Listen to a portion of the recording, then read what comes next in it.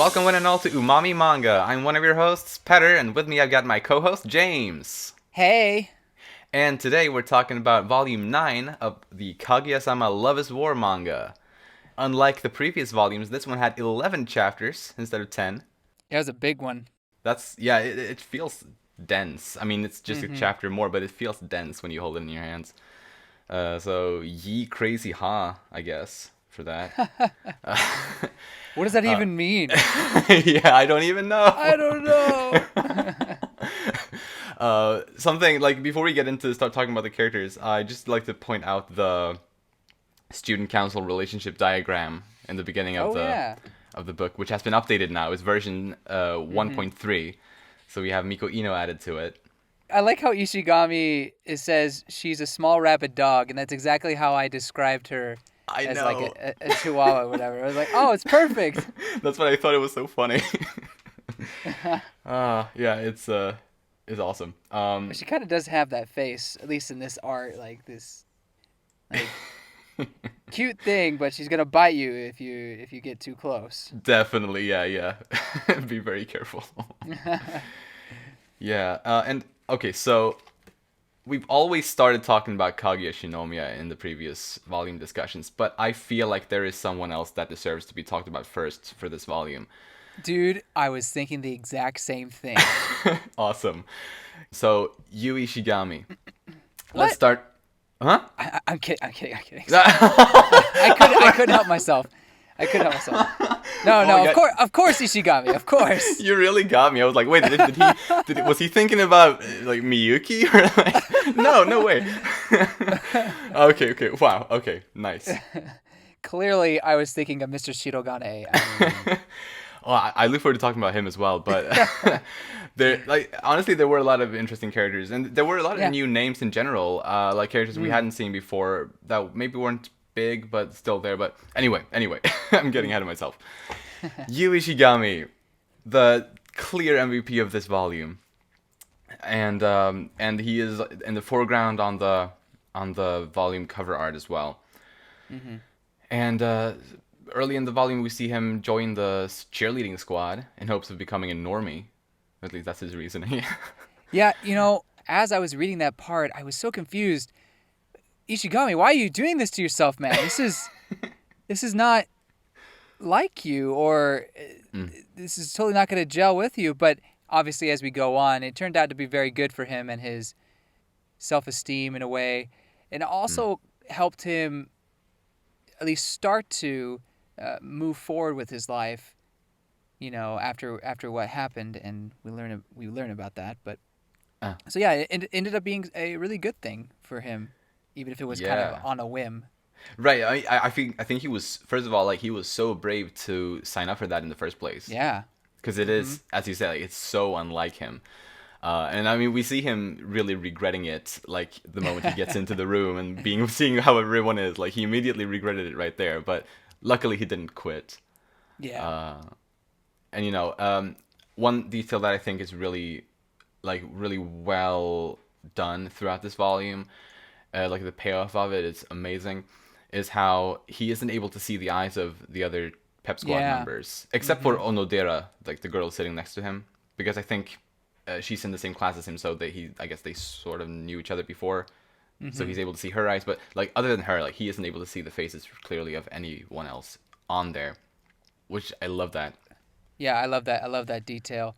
And going along with that, I believe it was Osaragi who brings up the fact that everyone, or he's like surrounded by enemies in a way. And when she said that, it made me think about how you can't see anybody, at least within the cheer squad. You can't see their eyes, and at least in some parts of the chapter, that starts to happen. For visual purposes. So that's just what got me thinking. So maybe when he doesn't see anybody's eyes, it's him kind of maybe like putting himself away or not opening up to people, Yeah. and also just viewing everybody as his enemy in a way. Now, not to say that he hates everybody or that he despises the people. And that's not the case. It's just ever since that incident, he's had these people basically are just talking about him behind his back, and Yeah. so to him, uh, it is as if everybody is his enemy in a way. So I don't know. Right. That's kind of one of the reasons why I thought maybe that's why Akasaka drew their faces like that.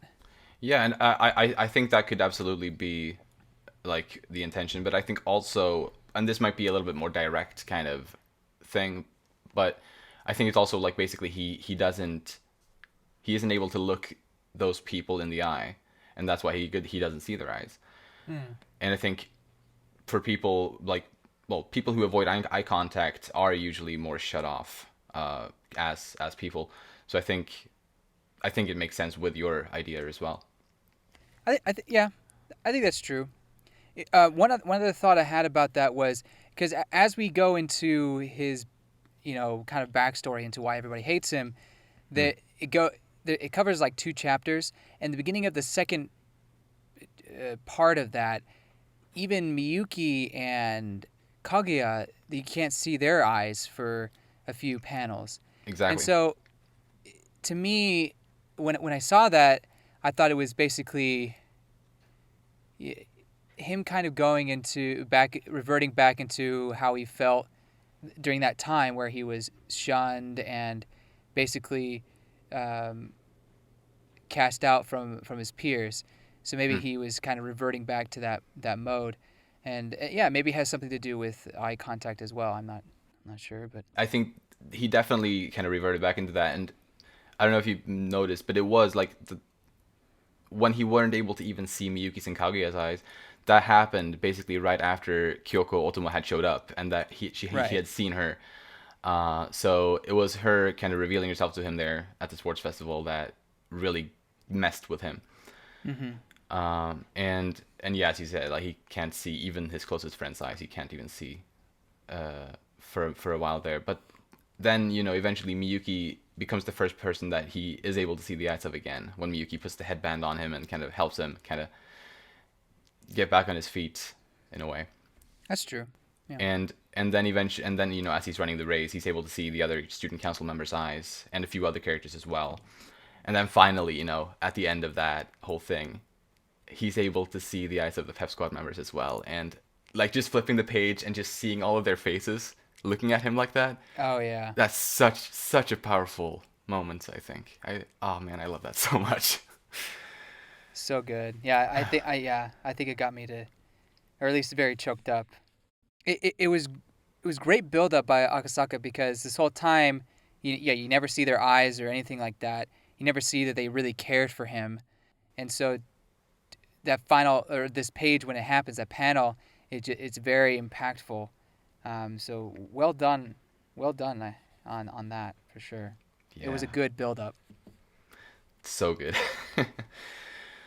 And like, yeah, you didn't win the race at the end of that. I mean, I guess if you just compare the last two runners, him and the last runner, he did run faster than the last runner on the opposite team because he definitely closed the gap. But Hmm. he didn't win at the end of that. However, he did learn to let go of the past. He learned to accept himself for who he is. Yeah. And he came to understand that people that are drastically different from him can be genuinely nice people and fun to be around. Like, not everyone who is the opposite of him is like Ogino, like the guy from the Hmm. incident. Like, not everyone who isn't like him are like that. And I think that was such an important lesson for him to learn. So I think he came out as a winner in a sense anyway. Yeah. Well, and not only that, I think it's not. I mean, I don't think he thinks everybody is like Ogino, but it's more that not everybody, you know, thinks he's their enemy. Like how like all the first years, well, particularly women do. You Right. know, That not too. not everybody has been sold on those rumors or whatever. So, yeah, I think. But to everything else you're saying, yeah, like totally. This was him finally opening up to these people and realizing that, yeah, there are good people in the world who are not who don't necessarily think exactly like you either. Yeah, I guess maybe we can touch on the backstory itself and just absolutely. how messed up it is. Yeah. Oh my I God. yeah, I feel for him. I don't know how many times well, it makes it sound like I've been in a situation. Not exactly that. Meaning like, I've met a person and just occasionally, we'd say hi or smile, whatever. And it wasn't that I was best friends with this person or, that I was particularly close to them. But whether it was a guy or girl, I just like, oh, this is a good person, good guy. I wish the best for them. So I totally feel where Ishigami is coming from, in that he wanted to help his friend not be manipulated like she was being. Yeah. So I don't think it's. I mean, Ishigami does have a strong sense of justice, and that is, important for his character. At the same time, I don't think it's strange for someone to want to protect or help out someone that they know is a good person, or that they at least feel is a good person. So, yeah, I think Ishigami becomes very, very relatable there, in my opinion. Yeah. And yeah, I screw the Ogino guy. Yeah. Oh my God. Like, what a total scumbag. He is Uh, the worst, or well, he's one of the worst. Like I can think of like three characters in this manga that are bad, like really bad, and he's one of them. yeah, Like, oh, I hate that guy. terrible. And all of the pain he has to go through because he's basically psychologically trapped Ishigami from, speaking out because he's afraid he's going to do something to, what's her name? I don't. Kyoko. Kyoko. And so, yeah, it's that kind of psychological bullying and harassment is just not okay. I mean, any sort of bullying is not right, but I mean that one, it takes a special kind of moron and jerk to do that to another human being, I think. And Yeah. yeah, but I mean, obviously Ishigami went through a hard time, but you know, thanks to everyone. Well, obviously everyone helped, or not everyone. The student council helped him, but it's also thanks to his own kind of strong sense and pride in a way that he never gave in, and that Yeah. eventually led to Ogino running away. So Exactly. I guess that was, at least in according to Miyuki, he fought the good fight. He mission accomplished. Yeah. Yeah. His stubbornness really paid off. Mm-hmm. And like I think he mentioned himself, like he has this kind of inflexible or immovable sense of justice, which maybe it's not ideal. Like the fact that he is so kind of stubborn in his sense of justice Mm. uh, could be viewed as a bad thing. Mm-hmm. Ultimately, I adore it though. Like he stands up for what's right, and I applaud him for that. Like that's beautiful. I love that side of him.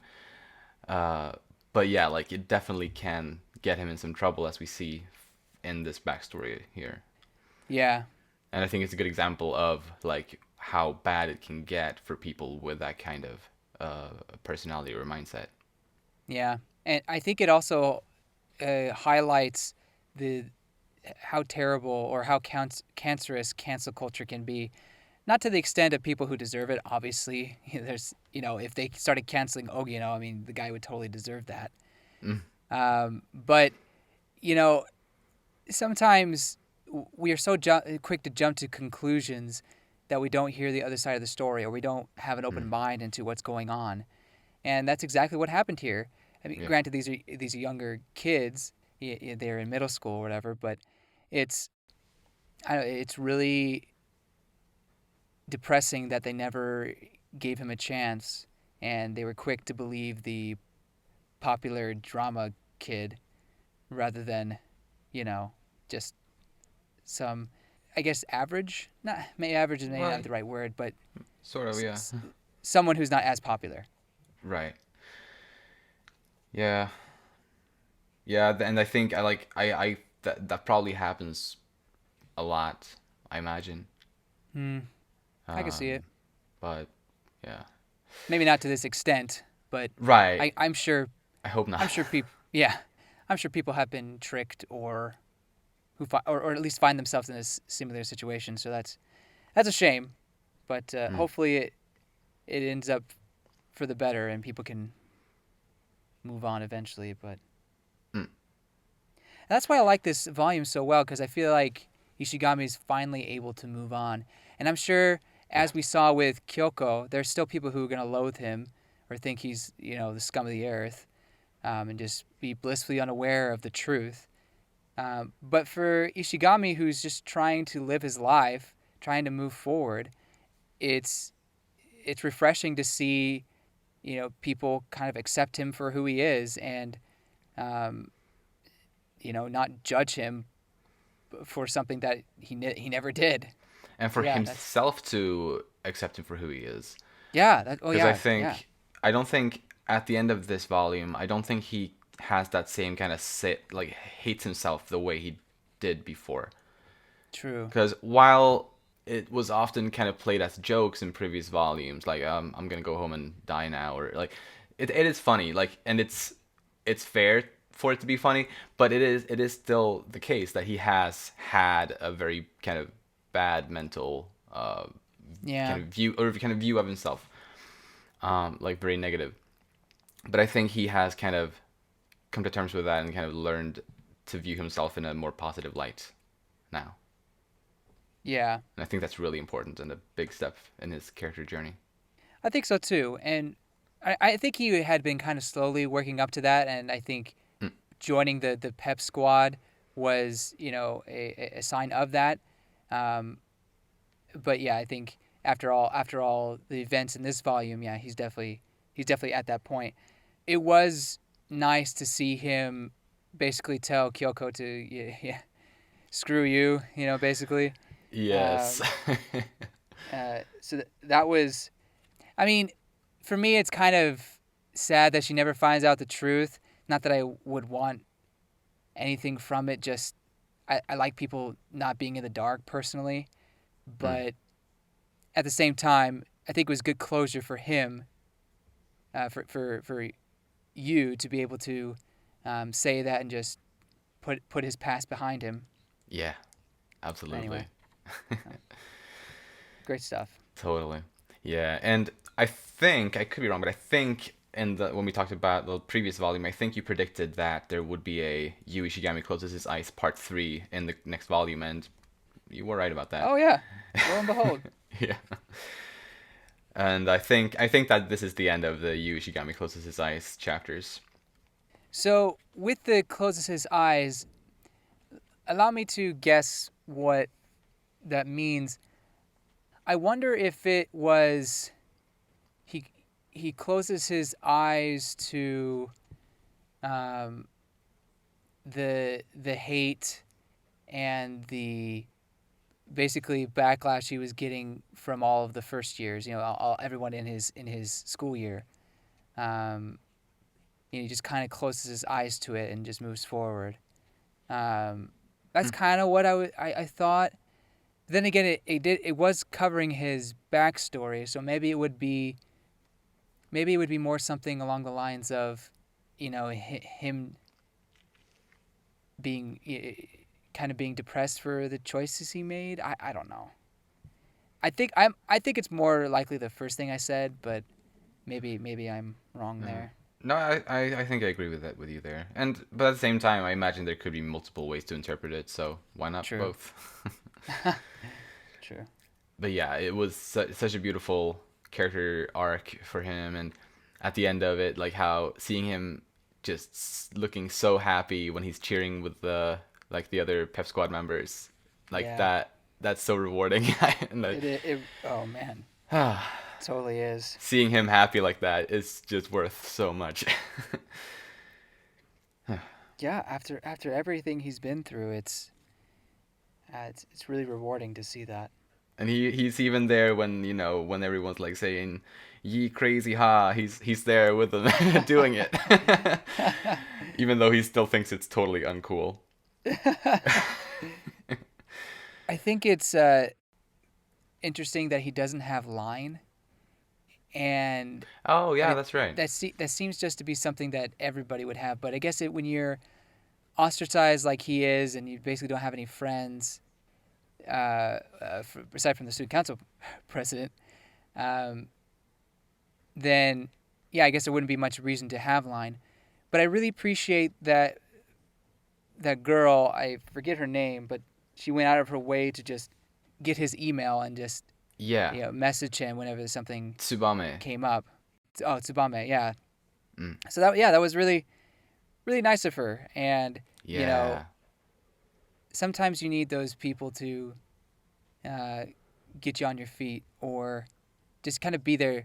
It's not like she did much. She just basically offered her hand and in kindness, So Yeah, like dude, like she was the vice squad leader, and then Kazuno, the guy, was like the main oh yeah, he was pretty good pep too. squad Yeah, leader. Like they yeah. were both such nice people. Like obviously she early on made that gesture that you pointed out, but like just in general, like both of them were such sweet, kind, like caring people, like so genuine and nice. And yeah, it just made me so happy to see them treat you so nicely when he was having all these. Well, yeah, he had the reliving his past and stuff. Like Right. there was a moment when the squad captain Kazuno had injured his foot, Mm-hmm. and they asked you to run in his place, and he says something like he starts off by saying, like, I heard a rumor about you from junior high, and Oh you just yeah. freezes, like like he thinks it's gonna be about like his, yeah, the actual rumors.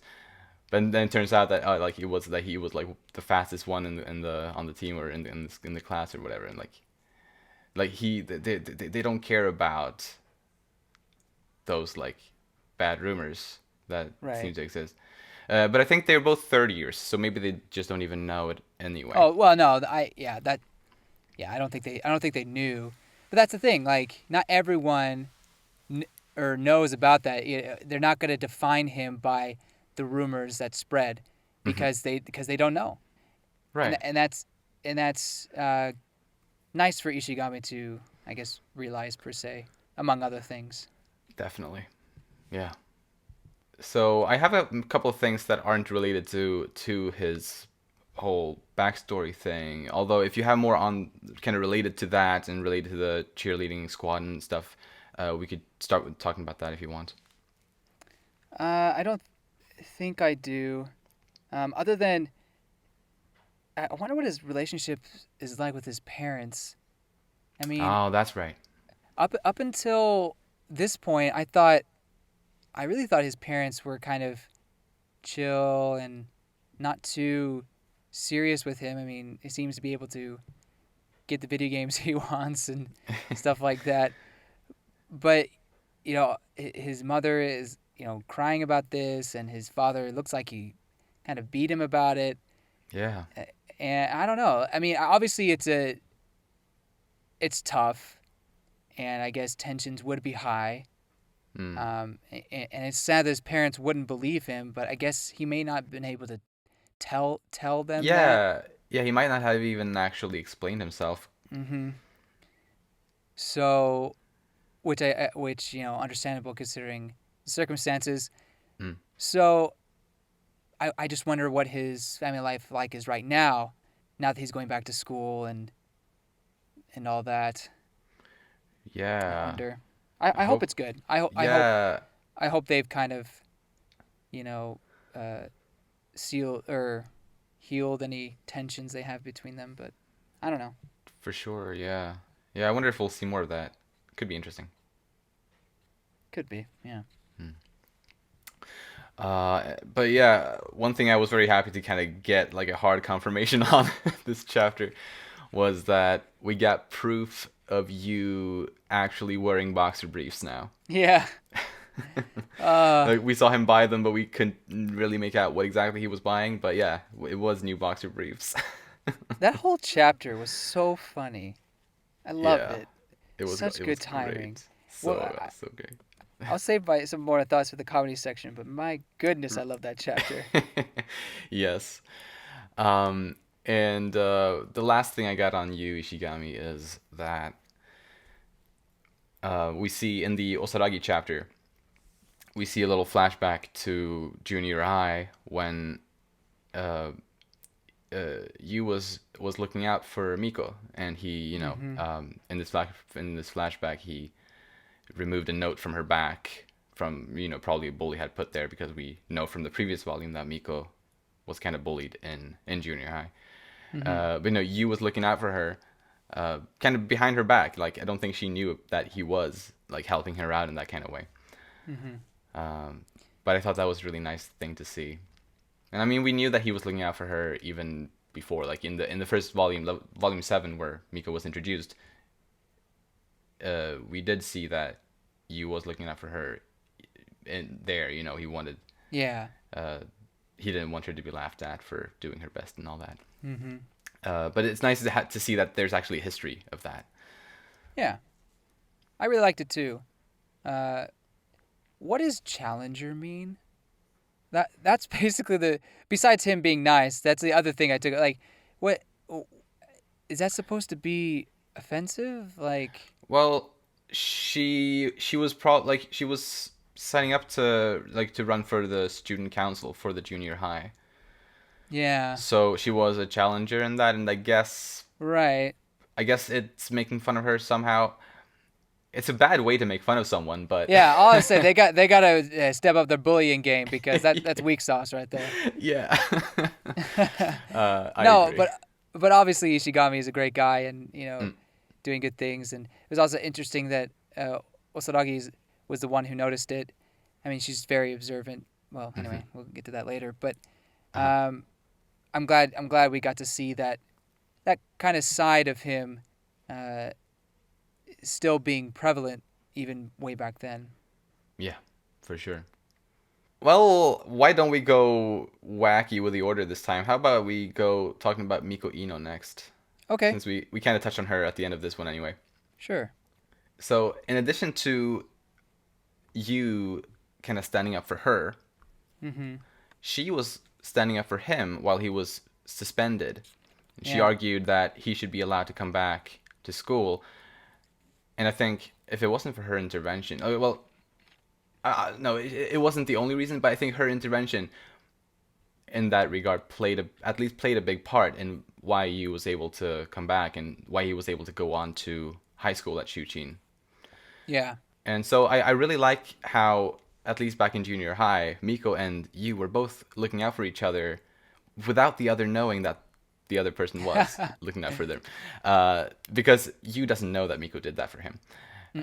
And I just think that's such a nice little thing between those two Yeah. characters. Because as we've said before, they are similar, even though they probably don't want to admit to being similar to each other. They are similar, and I really like that. Even Osaragi makes that same comment. Is that yeah, they're very similar in some of their I guess their motivations or their ideals. I guess Yeah, they have a strong sense of justice, and so that's exactly.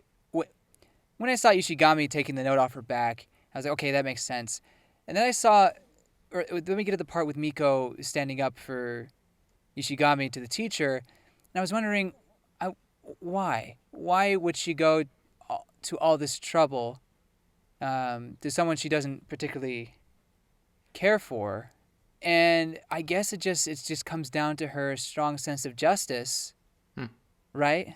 Like Yeah, her seeing, someone being mistreated and wanting to stand up for that person. totally. Does that sound about right? I think so, absolutely. And it's kind of, well, I think she's a lot about like kind of rules and, well, yeah, that kind of stuff. Mm-hmm. kind of like what's written, sort of. And I think maybe she thought it was silly of the school to be so stubborn with Yu. I mean, Yu was being stubborn himself, but the school was kind of being stubborn as well, being so like adamant about him having to write a formal apology and that kind of stuff. And I think maybe that's what ticked Miko off a bit. It's like, I guess so. There's no need for that. And then she says he's like stupid to he's not smart enough to write a composition or something like that. Yeah. Basically insults him in that way. I don't know. It's like it's almost as if she knew him better than she was letting on, but I don't know why. Does that make sense at all? I don't know, actually. It's like they are in the same grade. They maybe are even in the same class specifically. So yeah, that could be. It makes sense for them to know each other. I don't know how well though they would know each other. It's hard to say. Anyway, I agree that it was nice to see that, and again the parallels between them both standing up to each other without the other one noticing. That is nice. Yeah, and actually on that topic, I think it's hard to know exactly. Like, I don't think Miko necessarily has an issue or ever had an issue with Yu's incident. Like that part of his backstory, I don't think it's necessary that Miko has ever really had an issue with that. Much like most other girls. You don't think so? In the yeah, because whenever we've seen her take issue with Yu, it's always been for other reasons. It's been like him kind of basically doing things that the disciplinary committee wouldn't allow, playing video games at school, just in general little things like that, which are ultimately kind of minor things. We don't know for sure if she also dislikes him for the rumors. We don't know that for sure. But I kind of feel like it would make sense, given how she was fighting for him to be able to come back from the suspension. Makes sense that maybe, potentially, she had her doubts about the rumors as well. So maybe that was like her believing in Yu a bit more than most others, and that was why she was standing up for him. Maybe. Okay. It would explain that at least, and I think it makes sense. Yeah. Well, yeah. I mean, it definitely if that's the case, and I think you make a strong case for that she somehow found out or put it together. It just seems like she was behaving similarly to everyone else in regards to you, but maybe that was supposed to be a fake out. I think, yeah. I mean, she definitely has been disliking him, but I think there might be other reasons for that, and basically just her being her and being on the disciplinary committee. Yeah. I mean, that's her personality, to be fair. For sure, yeah. So she would dislike you regardless of the incident or not, I think. And another thing we learned from the last chapter of this, well, I guess I think it's been kind of sprinkled a little bit throughout the story, maybe, although I can't think of any concrete examples right now. But anyway, it seems like Miko's mind seems to be pretty much just as much in the gutter as all of the other characters. Like she might seem like this really innocent and like doesn't like think of or talk about lewd things, but it seems like she does, at least in her mind. She has those thoughts, and she just like the guys in the student council, she also kind of misinterpreted what Chika was talking about, like when she explained that game with a balloon. Miko seemed to have thought it was something else, and she was kind of blushing about it. Like embarrassed about having misinterpreted that. So yeah, I just think it's funny for her character to also have that kind of a dirty mind, kind of. Yeah, I mean, I guess that's fair to say about her. I mean, to be fair, some of the some of the times she's right on the money with with some. And obviously, other times she's missed a lot of. Well, okay, let me take that back. A lot of the times have been misunderstandings. That's fair. But there was one time with Kashiwagi where she basically hit the nail on the head. Well, yeah, you're right. So I think, I don't know, is it fair to? Yeah, I guess it's fair to say she might have just as dirty of a mind, but maybe it's also just what she's experienced, meaning that she would be out of the loop if she didn't understand what was going on.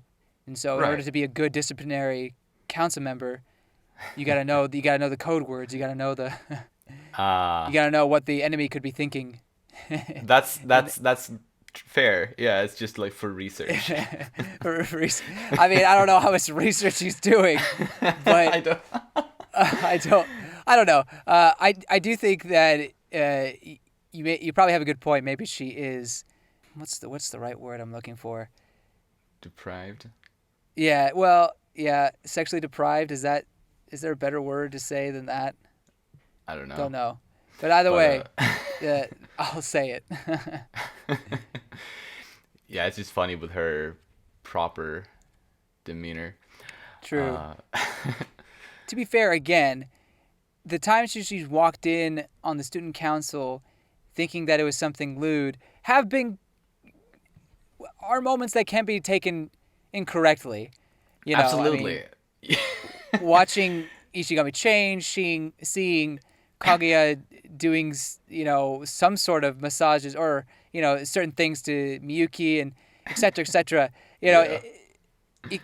Some of those things you can't really blame her for. Yeah, she has the best timing. And I loved how like subtle kind of it was in this volume. Oh, yeah. When she walked in on Ishigami. So it's like just one panel. Good. And then it's like... Well, yeah, I mean, because even then, even though it's happened 5 or 6 times now, maybe not that many, but even though it's happened multiple something like that.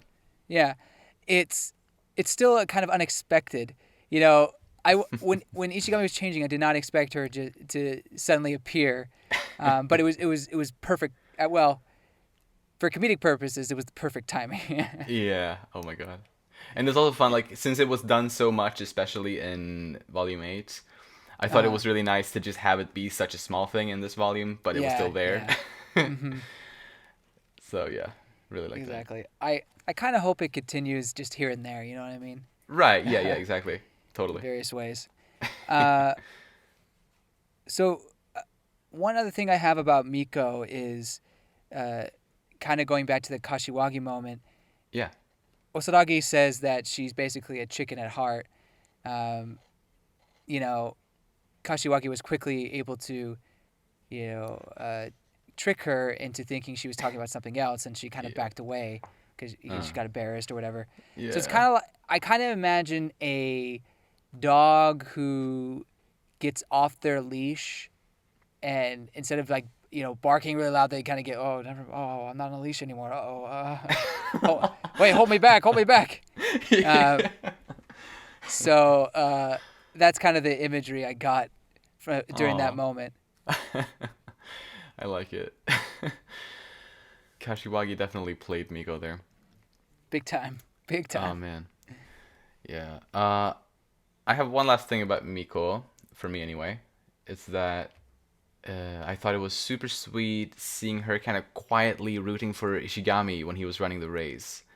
Yeah. Like, I hadn't seen it coming based on what we had seen previously in the story, but it was such a sweet little moment. And even after that, it looked like she was about to go up to him and comfort him after he was looking sad for the loss, But, Miyuki kind of stopped her from going up to him because the pep squad, it was their kind of time to shine, I guess.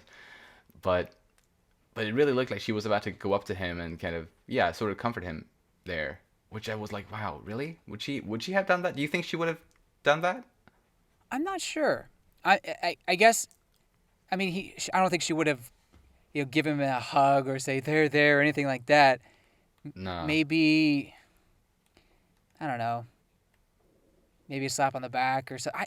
I'm not sure. I think she was ready to do something, because I think, okay, here's my thought process on this whole thing. Uh, at least how I'm reading it, Mm? is she, for one reason or another, knew that Ishigami was innocent and that what he was doing was trying to get back to a normal life, and she wants to support that. And I think because of her strong sense of justice, she wanted to cheer him on, but at the same time, they don't get along very well. They don't hate each other, like Osaragi says. A lot of my observations come from Osaragi. Yeah, no, she made good observations. They don't hate each other. They just don't get along. They butt heads, and so her own pride can't let her. Is probably not one to let others see her cheering on this person who is one of the public enemies of the disciplinary council committee. But at the same time, she does want to see him move on and have a good life, and not and not live in, I guess, self-deprecation or whatever. But Yeah. that's my take on it. I don't know if see if feelings or any sort of relationship, but maybe I don't know. Maybe there's something. Okay, to be fair, I do think that there is something more potentially to their backstory. Maybe like there may be, like we could get a time where they first met, whether good or bad impressions. But here, I think it's more of her just wanting to see him succeed. See him get past this awful experience. Right. That's my take on it. Gotcha. I wonder if if she is aware of him going through all that though. I'm not sure if she does. Like, I think she was able to definitely. I think she was able to sense his kind of despair over not having won the race, because in Ishigami's mind at the time it mattered a lot. Right. Obviously, Right. it didn't really matter, but at the time for him it did. And I think she was able to sense that. And I mean, she was cheering him on. That alone was like uncalled for, kind of. And when he like after when he stopped the race, like the race is over and he's just standing there, she's looking at him and she looks concerned and kind of she looks like I don't know. And then she actually like starts walking toward him, but she's stopped by Chika and Miyuki. Mm-hmm. So I don't know. I don't know to what extent, but I think she somehow would have tried to comfort him. I think maybe not like super like emotionally or whatever, but just like in a small way. I think definitely. Yeah, I mean, I think that's fair to say. You said something interesting just there about you don't think it's because she knew any of what happened. Right. I wonder. I mean, I guess I don't think Miyuki would go around telling people, especially some random second year or first year that he hardly knew. So yeah, maybe you're right. Maybe she didn't know. At the same time, maybe she doesn't have to know about everything he went through. Maybe all she needs to know is that he was turning in all his assignments, but the teachers wouldn't let him come to class, and that most first years despise him, at least the women. Right. So with just those two simple things, I think she can find a reason to cheer for him and root for him, and based off of all that, I think yes, I do think she would have been willing to comfort him somehow. I mean, I don't think it's going to be like a hug or anything like that. But Yeah, no, for sure. But yeah, I think we probably agree. yeah, we agree. Mm-hmm. But yeah, I wonder still. I guess I'm curious why you would think not, or I mean, not saying you do, but you make it sound like it's I don't know what it could be one way or the other. To me, it just looks like one way that like she would totally, or like that was her intent, was to potentially potentially, kind of defeats my purpose, was to comfort him. But could you see the other way? No. The only Okay. big question I think in my head was really just kind of to what extent you would have done Got it. it. Gotcha. I think. Okay. But yeah, Gotcha. you got anything more on Miko? I don't. I do All not. right. Then shall we start from the top? Kaguya Shinomiya. Yeah.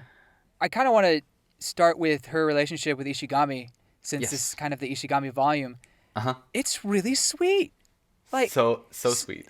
so I am shocked how well their kind of relationship has gone. Their friendship has blossomed really, and I you know it. I did not think we would be here at this moment. Kaguya dressing him up in makeup and being like best friends basically. Uh, Yeah.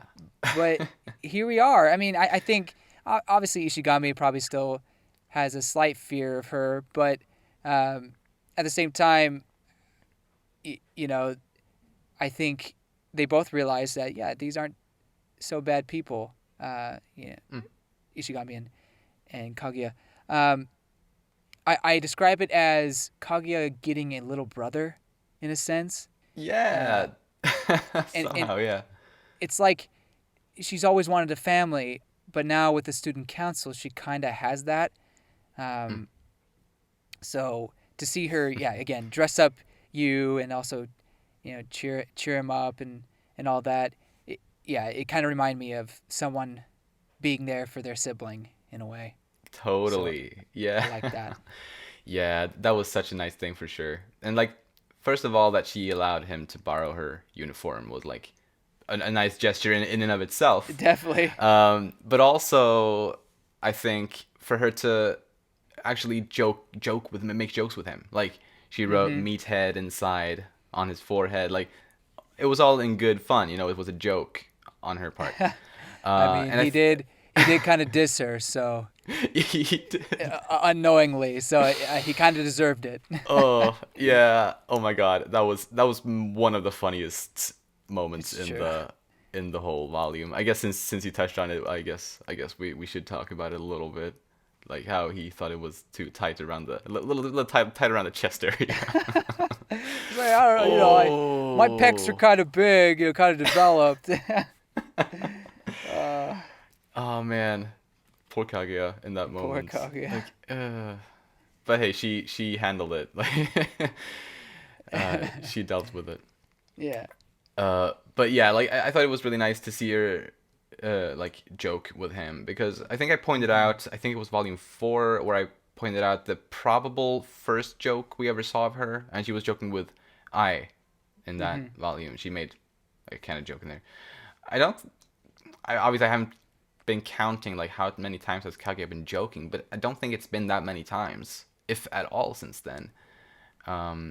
Probably has happened at some point, but it's not like something that happens easily, and especially I wouldn't expect it necessarily for her to do it with you right here. So I thought that was such a nice thing. Yeah. So it's just really nice to see their friendship become what it is right now, and I hope it continues to be strong. I mean, Yeah. Ishigami could be a good wing man for Kaguya. As she tries Ah. to get with uh, Miyuki. But But he's kind of a bro with Miyuki too, so but then he'd want it. Well, okay. So who I would he get be it a could wingman for? right. He could both. No, no. I guess in that sense you have to choose one or the other. Yeah. Of the two, it'd probably most likely be Miyuki. But I think it'd be really interesting to have a guy be the wingman for a girl, and not Yeah. because he secretly likes the girl or anything like that. I mean, that's a common trope. But just Uh, because, that he's really good friends with Kaguya eventually, mhm, and anyway, it'd be cool. But I'm fine with totally. either way. Yeah. So I guess we could talk a little bit more about Kaguya specifically.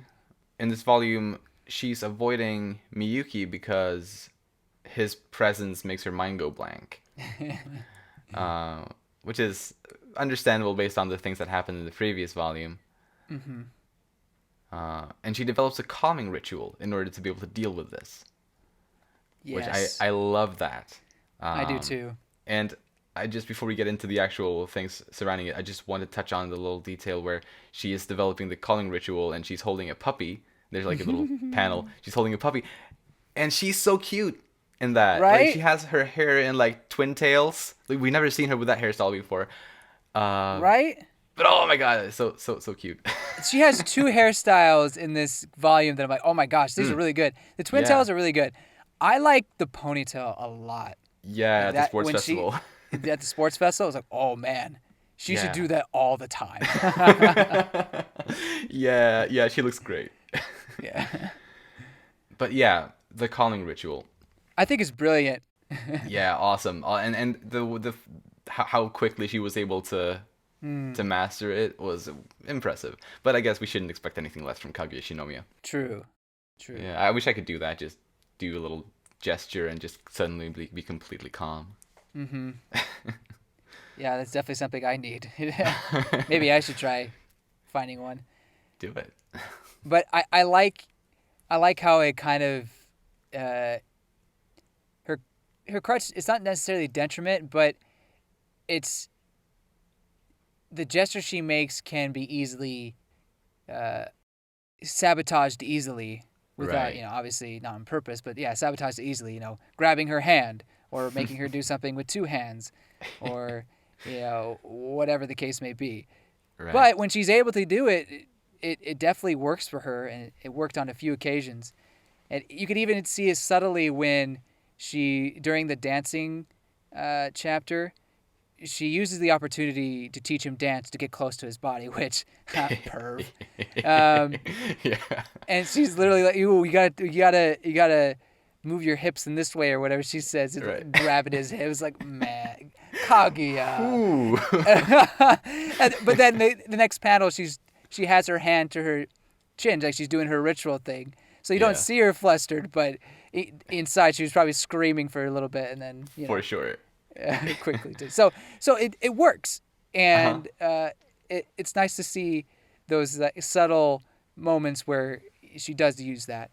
Yeah, for sure. And I love how that's one of those parts of her character developments that sticks around. Like, it's a thing she learned in that chapter, and she has use for it like in several chapters after that as well. I love that kind of consistency and kind of how. And I think I've talked about it as well before, like how this manga really, like, everything has consequence, kind of. Like, it's not like Akasaka writes a chapter and then I mean I guess maybe here and there might be maybe a chapter like that, but sure, for the most part, like, everything flows into each other so well, and like most things have a purpose, and it's so, like, for the foreshadowing is excellent, and how everything just leads into the next is remarkable, I think. Agreed. So I love that. And we learned that Kaguya has a black belt in judo and aikido. Whew. Not bad. Yeah, not bad. I mean, whatever. I probably could take her. Yeah. I mean, we've seen her, like, I think it's happened several times. It happened at least once in this volume, and I think it's happened before that as well, when someone's running away. It's been like, probably, maybe it's always been you running away, and she just holds him. Like, she doesn't even look strained at all, but she just holds him in place. Yeah. She's strong. Or like she got him hooked against the couch, like a chokehold on the couch or whatever. That's right. Remember that? That's an assassin move, professional move. Maybe she did actually learn that. Yeah, I think that was the first chapter with you. It must be, yeah. But yeah, she is very physically able. Surprisingly. Yeah, she's a pretty small girl. I mean, she's pretty small. Well, not as small as Miko. Not like Miko, no. Yeah. But I guess with judo and aikido, you're kind of using your opponent's own momentum against them, right? No, maybe? At least in judo, I think. I don't know much about aikido. Oh, okay. But I think you're right about at least judo, but it might be the same in aikido as well. Yeah. But yeah, that's a good point. I like that. Anyway, that's a really cool tidbit about her. Got anything else on her? I don't think I do. I guess you could argue this be for romance, but I think this is good for her mindset. When Uh-huh. she's talking to Miyuki's father, she mentions that her old mindset, my mindset was that all people have a dark motive or ulterior motive. Yeah. But when she met Miyuki, her mind was kind of open to the fact that there are good people or people who are not trying to get someone out of another person Mm. for their own gain per se. And as she learned that, she saw that in the other student council members, and is still learning that. So he basically changed her outlook on life, her perspective on life. And Yeah. I think that's one very sweet, but also kind of a good character building moment for her to be able to realize that and just see that in her as we go through these volumes. She has become more trusting of other people. We see it with Ishigami. She's Yeah. much more trusting with him than she was in the beginning. Yeah, for sure. That's a beautiful beautiful moment, and I think Miyuki's dad's pushiness in that scene really helped Kaguya. I think. Yeah, yeah. And I mean, in I some think it went a somehow. little far, but Yeah. it was good at the end. Right. Yeah, and it's kind of like Hayasaka does that too, like where she kind of just is a little pushy sometimes True. with Kaguya just to get her to make progress, kind of. Mm-hmm. Um, but yeah, I thought it was so nice to get that piece of information and about how Miyuki made her able to see the good in other people. Yeah. Really, really nice. Also, her half face when she convinces Miyuki's dad that Miyuki's a good person. Just her face when she says, "Heh." She's like, "Yeah, Yeah. I did it." Exactly. Yeah. That was really cute. Yeah, mission accomplished. Yeah, really nice. um, then I guess we can move on to Miyuki Shirogane. Man, this guy's a champ. This guy, Uh-huh. I, Yeah, I guess we should start talking about him from the perspective of you as well. I think that what he did for you, Ishigami, is it makes so much sense that Ishigami would look up to him and respect him the way he does. He was kind of his hero in that sense. Is pulled him out of the depths of hell, of his own mind to you know live his life again. Basically, gave him the words and what he needed to do to move on. So Yeah. I really, yeah, you can't. There's nothing but respect for this guy. There's not a bad bone in his body. Totally. I love that. It's so like I guess some people might accuse a character like Miyuki of being like a Marisu type of character. Maybe because he's so pure he has such a pure heart and is so 100% good. But I wouldn't personally I wouldn't say it because I think he has struggles in other ways. Right, Like exactly. like very much so. Mm-hmm. uh, but yeah, I love that moment so much. Like basically Miyuki came to you when and he believed in you in a time when barely anyone else did. Yeah, And like yeah, how much that means to you is like immeasurable. totally. It's beautiful. And how he gave him the go to hell jerk thing. Like it came from Miyuki, but then you used it again. But yeah, I love it. Awesome. And I also love how like so we talked earlier. I can't remember when which volume we were discussing, but one of the previous volumes. And I think it was mostly you speculating because I knew a little bit already, but Mm-hmm.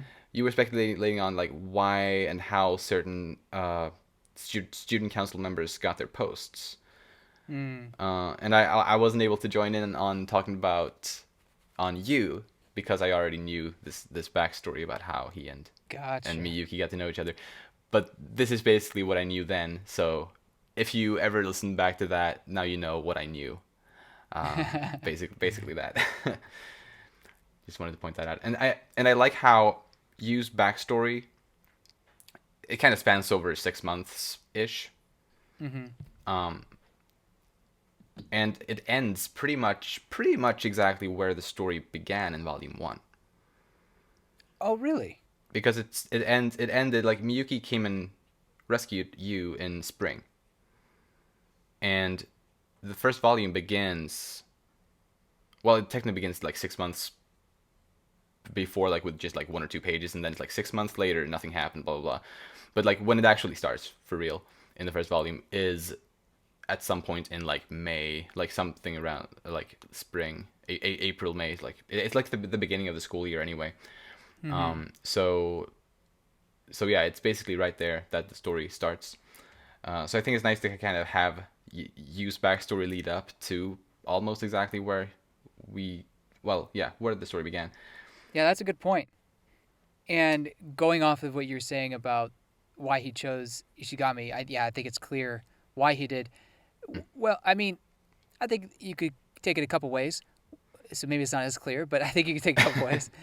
One is he knew Ishigami needed, um, maybe needed something like this. Needed a friendship group or a position that would make it easier for him to come to school. Another option could be that he obviously knew that Ishigami was capable. He was getting his assignments done and all that. So based on what the research he and the student council did, I guess choosing Ishigami was a no-brainer. I think it's totally both of those things. Mm. uh, I do. I think. Yeah, I think I agree. All right. But yeah, back to, or sort of, yeah, back to Miyuki.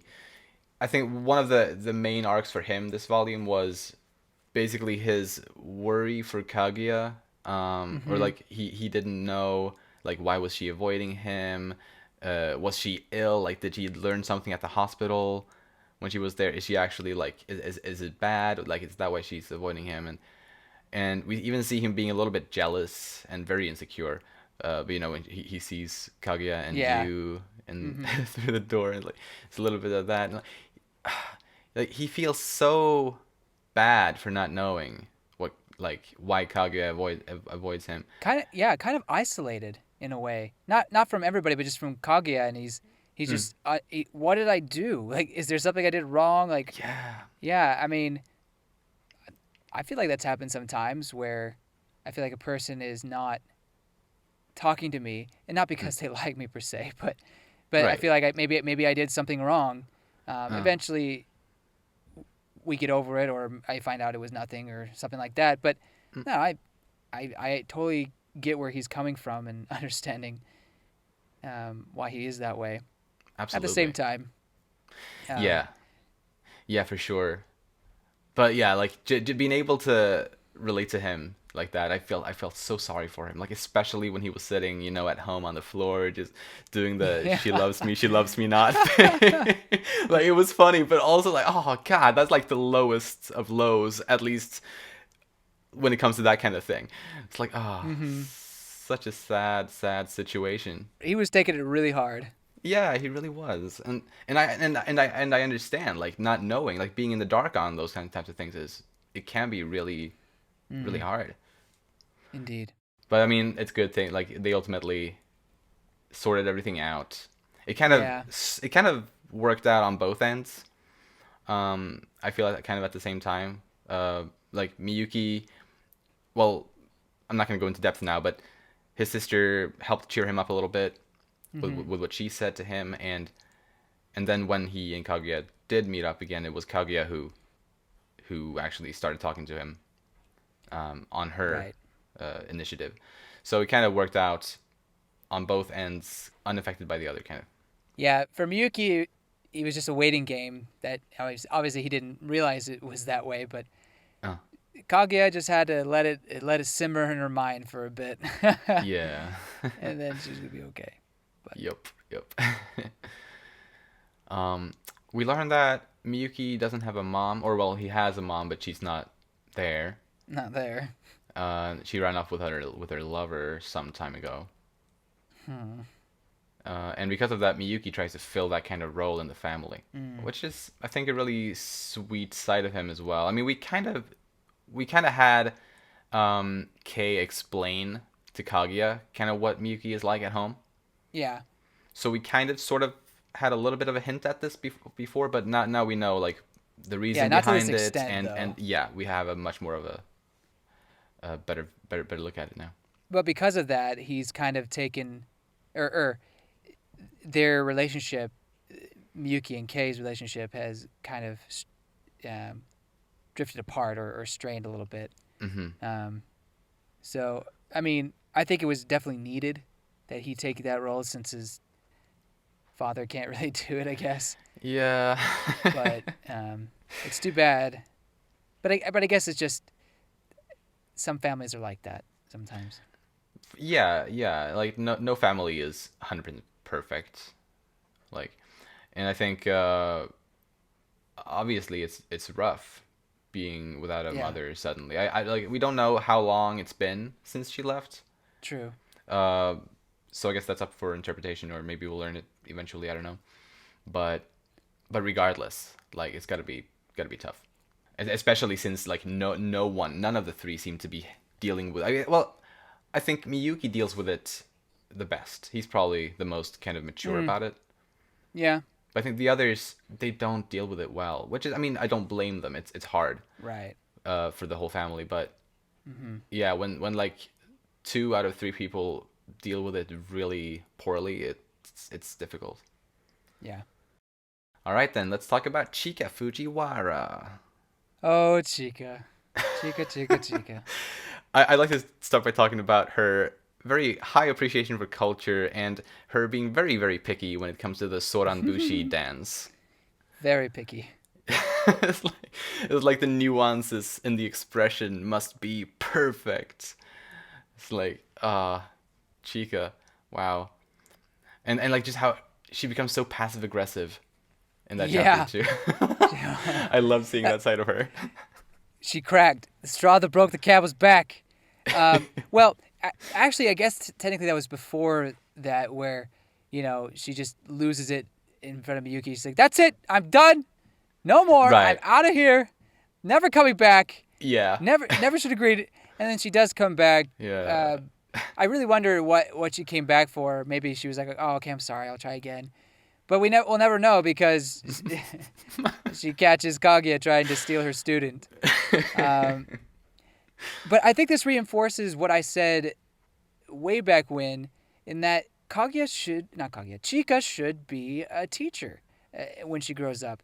Yeah. And yeah, maybe being a perfectionist is maybe a bit much, but at the same time, I think she has a great appreciation for art and, well, not drawing obviously, but the music and dance and those kind of things that she's good at. She has incredible deep appreciation and understanding of, and she wants to share that knowledge. And to be fair, in the end, Miyuki does end up mastering it in a way. Yeah, totally. And it just betters his performance. So I don't think what Chika was trying to do is wrong, but I also don't think what Kaguya was trying to do is wrong. It's just two ways of going about it. Absolutely. And obviously Chika was just, well, they were both stubborn about their way. I love I love Chika's more kind of emotional approach to the dance. Mm-hmm. Like, I really, really respect that. Yeah, basically learning it in that kind of way. But it is definitely over course. Like, it's not. Yeah. Like, this is a school dance, Chika. Like, you don't need to be a professional dancer in this instance. But yeah, like, I love the kind of twist on this Chika teaches Miyuki something chapter where she doesn't really, or well, she does. She gets him to a point where he's actually good enough, and then after that, he just happens to learn the rest. Well, he understands finally what Chika meant about pulling the herring or the fish from the. Yeah, when like feeling what it feels like to be the net or something like that. Something like that. Yeah, it's great. It's great. But also what's interesting about this one, and it's probably my favorite one of these kind of chapters, Kaguya gets in on it too. And so it kind of creates this dynamic of Chika and Kaguya fighting over Miyuki, and we've only seen that once. I think that was with the which I'm on thinking of Japanese. I think the club. Club. I was thinking Bukatsu. I was like, oh, what is that? What is that in English? Clubs. Yeah. They were fighting over which one to join.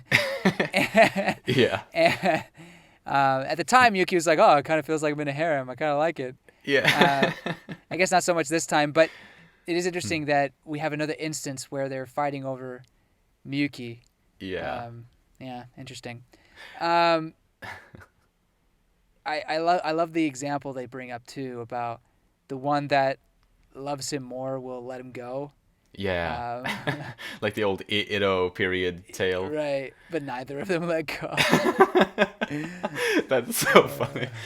But yeah, I think this one also, it's really funny to see Chika, like, she doesn't want to, like, first she gives up on teaching Miyuki, and Kaguya takes over, and the moment Chika notices that, she wants to teach Miyuki again. It's like it's like a child not wanting to play with a toy, and then it sees some other child playing with that toy, and then suddenly wants to play with that toy as well. It's like such a funny thing, I think. Yeah, that is pretty funny. Part of me wonders if why she came back, just to see it. Oh yeah. Like what was. Well, I guess we'll never know why exactly she decided to come back, whether it be like to apologize, to keep teaching him, or just she forgot something. Right. Yeah, it could be anything. It could be anything. So I guess I don't know if it's necessarily because, oh, Kaguya's playing with my toy, I want that toy, which sounds very wrong. But I took it as almost like harming her pride in that, oh, you think you can teach him better than I can? Oh, okay, well, all right, sure, yeah, Let's see what you got, okay. And obviously becomes very passive aggressive, and it's hilarious. And that side of Chika is very intimidating. Speaking of which, I don't get along, or I don't do well with passive aggressiveness. No. Not many people do, but some people just ignore it. It's really hard for me to ignore it. So being in that situation would be very uncomfortable, and I probably would call it out pretty quickly. Yeah, that's probably good. So anyway, but at the same time, like, I guess it was kind of cute to see Chika be that way and whatnot. It's really hard for me to like be too mad at her, and obviously their friendship is still intact. They were still totally okay with each other the whole time, so it's not that big of a deal. Yeah, it wasn't like a fight to the death or anything. Right. Yeah. But still cute and funny to see. I really enjoyed that chapter. Yeah, definitely. And in another chapter, I thought it was so super nice to see how well Chika fits in with the other board game club members. Yes. Like, she is right in her element there. I loved it. It was so great to see. Like, they're just like her, basically. I love the game idea too. It's like, man, I want to play the tactical Shujin, or no, was it Shujin TRPG or whatever it was? Yeah. I want to play that. Yeah. Another thing I noticed about Chika. Well, okay, two things. One is we got a shot of her playing the piano, and she just looks gorgeous. Like, man, I want to see her in her musical element more, like in a recital or something. Yeah. But I wonder, like she said she won the competition like in 4th grade. Has she not been in competitions, or she just hasn't won? I mean, competition can be tough, so I don't know. I wonder if we ever get, if there's a reason behind that, or if we'll ever get, ever see her in a competition again. Just makes me think. I would suspect that she's still active. Yeah. But that is probably just, the competition is tougher the older you get. So that's probably what it is. Is my thinking, because we've seen she's active in the school's music related things. Like, she directs the choir thing, or in the morning assembly thing, and like little stuff like that. So she seems to be active in that area. So yeah, I think she's probably still doing stuff. I wonder why she's not in a musical club. Well, she enjoys board games. She has to pick something or one. Yeah, I guess the board games one. It's like, man, I practice at home all the time. School is for fun. Right. Yeah, yeah. I think absolutely that's it, probably. So yeah, the other thing I had about her was that the the boys really like her, which Yes. I guess shouldn't be too surprising. I don't blame them, for liking her, but I didn't realize it was that she had that big of a quiet fan club, all Yeah. willing to face plant into the flour or whatever powder it was. I Yeah. mean, one, gross. Two, uh, it's interesting to see that maybe she's a little more popular than I thought she was, just based on previous interaction or chapters with her. So I don't know. I'm still trying to understand Chika in a yeah. lot of ways. I think she absolutely is the biggest kind of riddle out of the main characters. Mm-hmm. And I think it's very likely possible that she is oblivious to the fact that so many boys are into her. Yeah, Um, that's very like possible. she just hasn't noticed it because at least from what we saw on that one page of it, it didn't seem like they were all that, I guess, in her face about it. No, not at all. Yeah. So it's very possible that it's just kind of like a, yeah, like a, yeah, you kind of said it, like a quiet fan club, Mm-hmm. something like that. Okay. Yeah. That makes Although, I mean, sense. I don't know. It's possible though. So, anything else on Chica though? I have one more thing, and this is kind of just a, I guess you could call it comedy, but I wonder if it will play any sort of role in the future. Uh huh. Is she takes a picture of Ishigami in his not cheerleading, but his uh, girl girls' school outfit. Mm. Um, she seems like very excited about it. I wonder if she'll use that as blackmail or Oh. or not like maybe try to use it as a joke or not necessarily something that actually happens, but maybe her mindset is like, oh, I could use this to get dirt on him, so he won't bother or pester me or something like that. I guess it could also be that she just thinks he looks kind of funny cute in the school uniform. Yeah.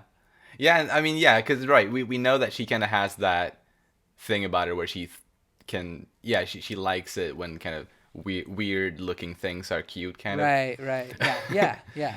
So yeah, I like that idea. So anyway, that's all I have on Chica. All right, then let's talk a bit about Ai Hayasaka. I think there were some interesting little things about her Yeah, little this things. chapter. Like I think my favorite part was when she wanted her mom to come to the sports festival, but she couldn't make it, which I think is probably because she was probably busy serving the Shinomiya family. Right. If she has a similar kind of job as Ai herself does. But I thought it was like really only like a page of it, if I recall. Yeah, And, I wanted to see it's more. yeah, I totally want to see more as well because it seemed like something like that was really troubling Ai. Well, when we went to this chapter, I didn't realize it was going to be beat by beat, like each page is a different Yeah. topic or something. So, Uh, and I think it's like the second page it happens. So I thought we were about to go into a story with Hayasaka and her mom. mm. But then, we just kept going, funny thing after funny thing. And so I was like, oh, I guess we'll put this on hold. So I imagine we'll get something eventually. It seems like something kind of lame to never bring up. But, or it would be lame to never bring it up is what I meant to say. Right.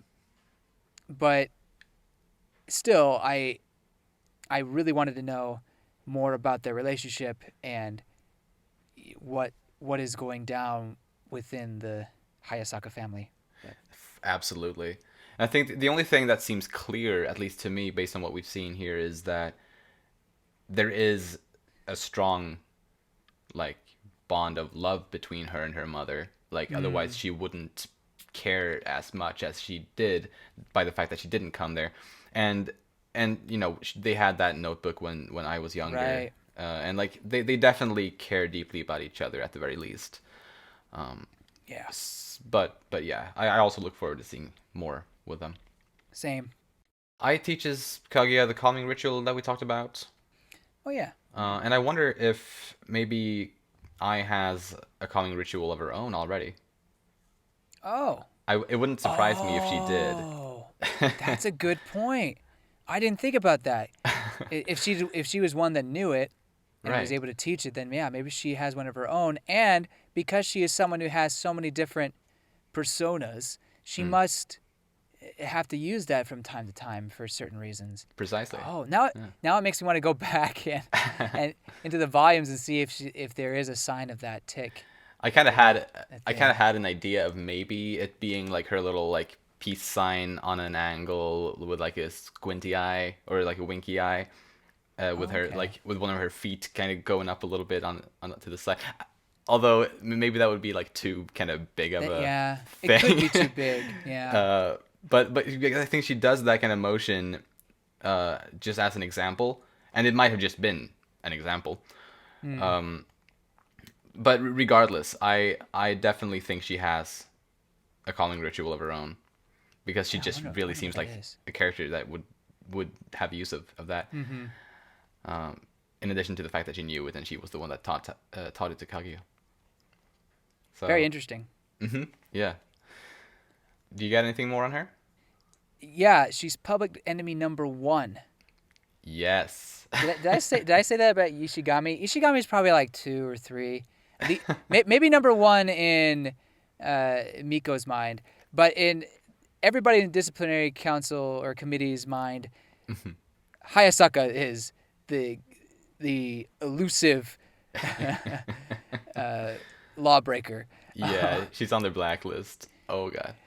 So I thought it was funny because you mentioned that the disciplinary council or committee way back when would come up, and yeah, she knows them very well. Yeah. Always finding a way to get away from them and break the rules a bit. Really funny. And I imagine Hayasaka gets some kind of enjoyment out of that. Just kind of toying with them. It just feels like something she would get a kick out of. So true. So help me understand, with the Miko situation, clearly her skirt is too short, but all she does is kind of bend down to Miko's level, and then the skirt goes down to where it's okay, and then she gets off scot-free. I mean, surely they would be like, wait, no, stand up straight. No. I don't think there's anything like that. I think it's just Hayasaka's way of approaching Miko just makes Miko chicken out from cracking down on her. Is at least how I read that. Really? I don't think she's deceiving her in any way. She's only kind of making her less confident by like in the way she approaches her. That's what I thought. Oh, I guess, yeah, I could see that. At the same time, Miko is looking at her ruler in that panel, and she's like wondering, like, what the heck happened? So I don't know. Like, I think yours makes a lot of sense, though. Especially how she kind of says just nothing. But it looks like she tried to measure it, but it didn't look right. But I don't know. I guess maybe it was just her appealing. Yeah, I don't know. You could be right too on like how she's kneeling down to make the skirt look longer. Although, I mean, obviously Mika wouldn't be fooled by that. So that makes me more inclined to believe. Maybe it's a little bit of both, though. I mean, yeah, maybe. Yeah, it's funny regardless. So I guess that's it for Ai Hayasaka. Yeah, that's all I have. Yeah. Then we can go on talking a bit about the smaller characters. Although some of them were kind of more prominent in this volume, but we can start by talking about Kei Shirogane. I think she is, okay, at least for me, she's the one I took the most notes for out of the smaller characters. Sure. We learned that she has entered her rebellious phase. I think I even mentioned this in one of the previous chapter volumes. Is that she's going through her rebellious phase. Yeah, you may have. And You may have. so I think it's funny that, oh yeah, it definitely is. My favorite part with her this volume is there was like one chapter that was very is like focused on her, and I loved kind of being able to follow along with her reasoning behind why she's annoyed with Miyuki, why she's curious about his romantic struggles, and why she wants to know more without seeming to care about it. Like following along with like her thought process behind that made so much sense. I think. I thought it was a really good portrayal of like teenage sibling dynamics. Like being on bad or shaky terms a lot of the time while still loving each other deep down. Basically, I think is very common in that kind of, well, siblings that are around that age. Because, at least for me, that's definitely how me and my little sister had a period of that kind of dynamic when we were younger, and so yeah, I really love how Akasaka manages to capture the essence of that so nicely in this chapter. I agree, and you could see that kind of pride that both Miyuki and her share kind of come through in this chapter. Not so much from Miyuki, but from Kei, as she can't let her brother know that she actually cares. So, she has to go through ways, basically berate him with insults in order to get what she wants. So it's interesting. Again, just another similarity, I guess, between. Although I don't think Miyuki wouldn't be able to fling insults at people. He struggled enough with do that with Kaguya. Exactly. We've seen him fail at that. Right. So I guess Kei is mastered it, or has preceded the master, or not? Wait, surpassed the master. That's the word. Oh yeah. Right. No, I like that dynamic, and it's understandable why she would be so angsty against him, because he's kind of taking that more motherly role, and yeah, I mean, it makes sense that she would want to, or they wouldn't be as close as they used to be. But it's also sweet to see her reach out to him in the end, even though it took the father butt again. But she ended up expressing, making him see the truth that the girl just needs time, and maybe she likes you or something like that. So it was good for him, for his mental state. Absolutely, yeah. It was really nice ending to that scene. And I think it's also pretty funny how even at the end of that, she wasn't able to figure out who Miyuki likes. Right. And then like in that like last page, or the between chapters page, she's like glaring at Moeha as like a potential suspect. All right. I was just like, well, not suspect per se. More, it's just because she thinks it could be Chika, and so she's like, so Moeha could be my sister-in-law, and if it was Chika, and all I'm saying is, watch out, like, you better hope it's not Chika. You better hope it's not. You don't want that as your sister-in-law. Just be careful. Or what if it actually would have? Or what if she actually suspected Moeha, like for some random reason? Really? I don't think so. Like, absolutely not as much as Kaguya and Chika. But I wonder if it's still like somewhere in the back of her head. Like, what if? Has Miyuki even met Moeha? Not well, probably, because Moeha is his sister's best friend, so they probably at least met each other at some point. I guess so. Maybe not in the story though, but just outside. Right. Yeah, exactly. Outside of the story, I'm pretty sure they must have. Still, I don't know. I don't trust Moeha. Like, no. I think you have a unassuming, devious serial killer in your midst right now. Just saying. I mean, watch out. Watch out. Yeah, definitely be wary. I hope we're wrong about that, though.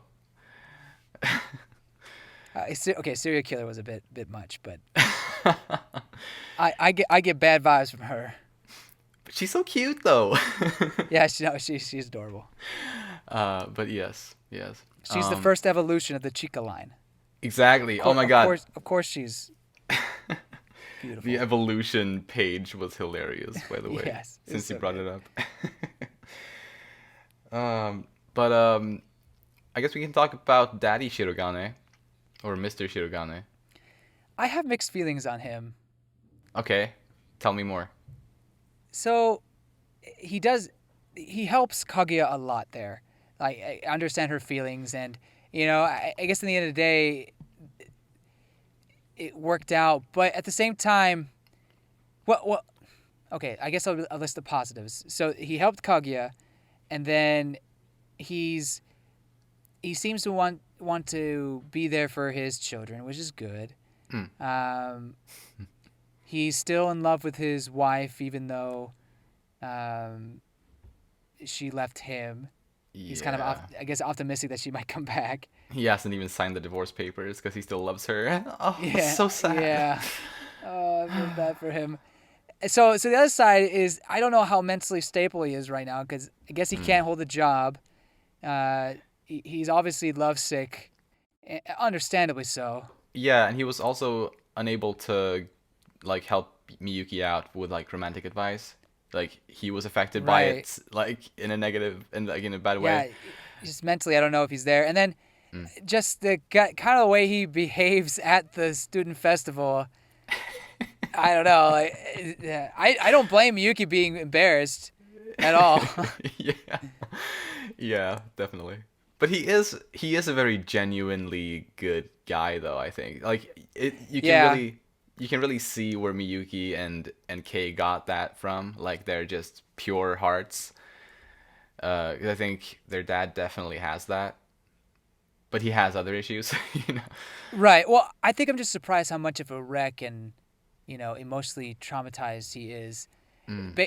Based on that one phone call. I mean, it was just one phone call with Kaguya. I thought he'd be a stricter kind of a 5 to 9 or 9 to 5, work late, overtime kind of a guy, and maybe he was at one point, but definitely not now. Yeah, he used to run a factory, but that went bust. So I feel bad for him, but he's also a little quirky. Yeah, and it's really I just find it so nice, kind of, that even with a character like him, like he's obviously a very minor character. I mean, not maybe not very minor. There definitely are smaller ones, but he is definitely a minor character though. But even like despite that, I still find myself caring so much about him. I think Akasaka has that way of really making us care about his characters, even though they're small characters. I agree.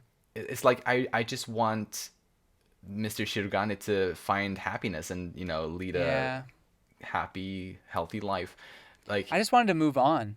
Yeah. I mean, exactly. If the wife comes back and there's forgiveness or something like that, sure. But at this point, it doesn't seem like that's ever going to happen. So I say, move on, find happiness. Yeah. I know we just met him in this chapter or this volume, really. So Right. I don't know why I'm giving him life advice, but.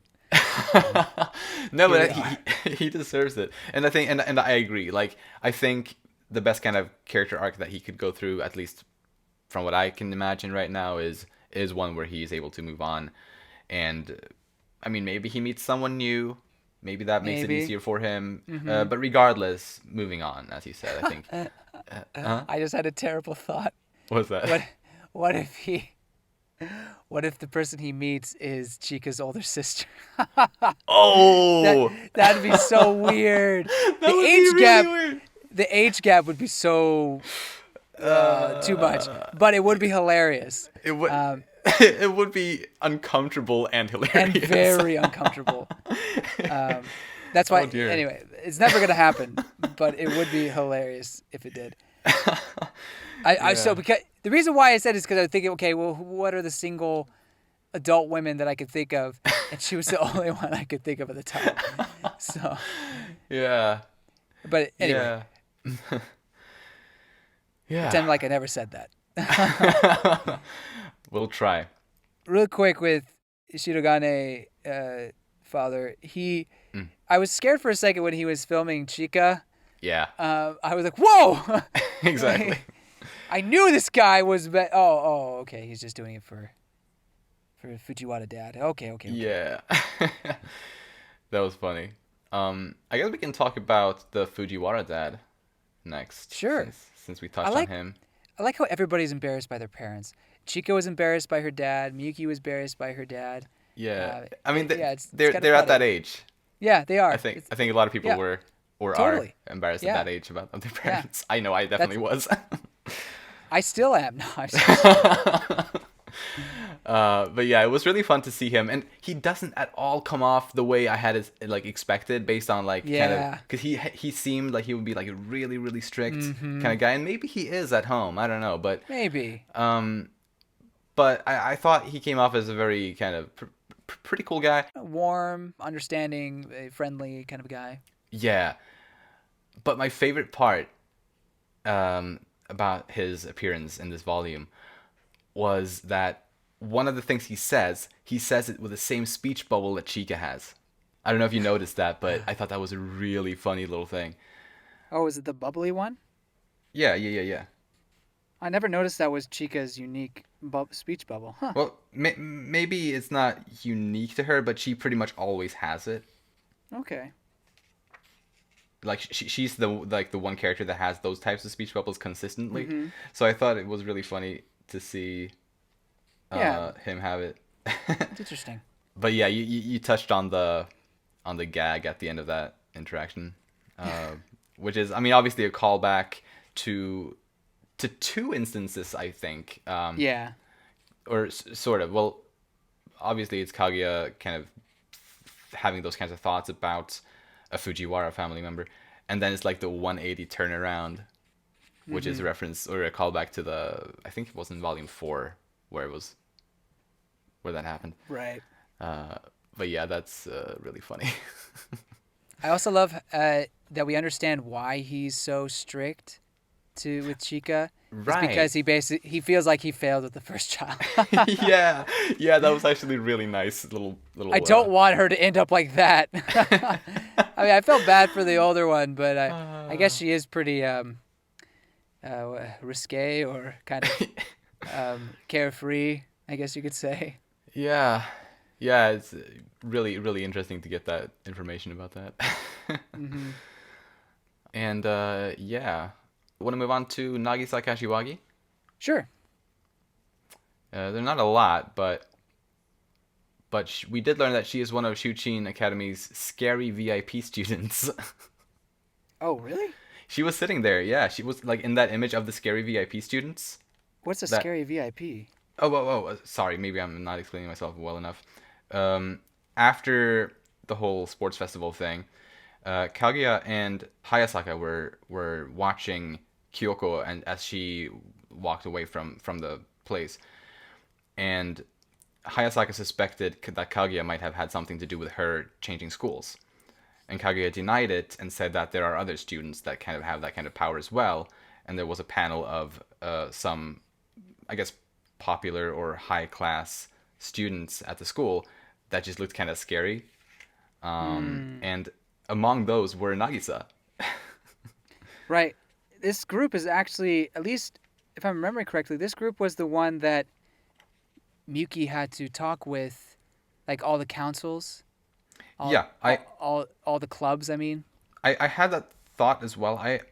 And it definitely might be the case. I didn't double check if every person were the same. I know that Nagisa was definitely in that one as well, though. So it definitely might be the same group.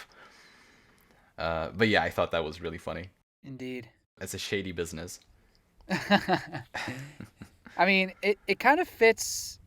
It kind of fits her, I guess. We find out she's much more sly and clever than maybe she let on before. I mean, For sure. Well, so I guess technically she was kind of like that with the student council way back when they asked her about how far she had gone with her boyfriend. Right. But in this one, we definitely see her, switch, as we were talking about earlier. Switch the tables or whatever the term is Mm. against Miko. So Yeah. yeah, she definitely knows how to get out of trouble, um, or play dumb and innocent. And two, yeah, I mean, she's not afraid to not well. I think it's confirmed that she's gone all the way with her boyfriend. Yeah. Basically. Yeah, right. Yeah, she's cool. I like her. Yeah, I like her too. Um, I think this was the first chapter, or for the first volume, where we didn't see Maki Shijo at all, Yeah, I didn't see her at all. because she has always appeared at least slightly in every volume before this one. And there was at one point in this volume where I thought I saw her. Oh, really? It's in Osaragi's chapter. There's Okay. both in the present day and in the kind of her flashbacks to Ishigami's rumors. Uh huh. There's a girl with basically the same exact haircut or hairstyle, but it's black hair instead, and she's probably like, this girl has to be a first year because she Right. was there, and we know that Maki is a second year, so it's not her. But I thought, like, at first I was like, wait, is that Maki? But no, it's not. Gotcha. That's a first year girl with a similar hairstyle but different hair color. But yeah, just wanted to point that out in case anyone thought that was her. Maki is missing. Yeah, it's sad. It's sad not to see her at all this volume. So I'll keep my hopes up for maybe Come on, next volume. maybe because I can make up for it next volume. Yeah. Fingers crossed. Well, speaking of Kobachi Osaragi, guess we can touch on her next. Yeah. I liked her chapter because, well, I mean, she was basically in one chapter. I don't recall her being in too many others. And basically, she was giving a rundown of what her and Miko do on their runs, or Mm, what they deal with as a disciplinary committee, but also her her observations about her friend and Ishigami, and just kind of the how things go about in the school. Um, and I appreciate her observation, how she seems like a very kind person, yeah. and because she sees Miko and Ishigami similar, she's also silently cheering for Ishigami as well. And I guess another thing I took from that is she takes her position as part of the disciplinary committee uh, pretty seriously. I didn't think she was that serious, because I just thought she was hanging out with Miko. Mm, That's all she cared about. But I mean, she seems like, to her, what they're doing is making sure students live a, what is it, pure and innocent school life or something like that. So yeah. so it was nice to see that, and how she's kind of cheering for Ishigami in that sense. Yeah, yeah, yeah. She just wants everyone to have a good school life and for everyone to be happy, and Yeah. like that's kind of how she sees the disciplinary committee in a way. And it's not totally unlike Miko Ino. It's just Miko Ino is more drastic in her measures, because Yeah. Miko, as I think I said in the first volume where we talked about Miko, where she just appeared in volume 7, she also wants everyone to have to be in a good place and to be happy, and she wants what's best for True. everyone. But sometimes her idea of She that just is goes, yeah. little warped. Yeah, Goes overboard. yeah.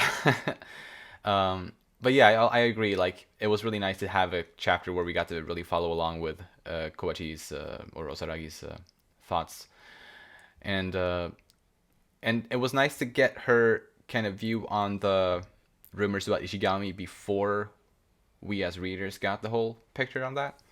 That's true. And it was really nice also to see that her, like, she's questioning those rumors, and we knew that since the previous volume that she Mm-hmm. wasn't as much against me or against you as a lot of the other first grade girls. Um, but yeah, she questions those rumors because she has seen you, like she knows what he's like, and she just doesn't think he's the kind of person who would do something like the rumors suggested that he did. Yeah, So I think that's really awesome. totally. Are there any other characters? Yes, a few.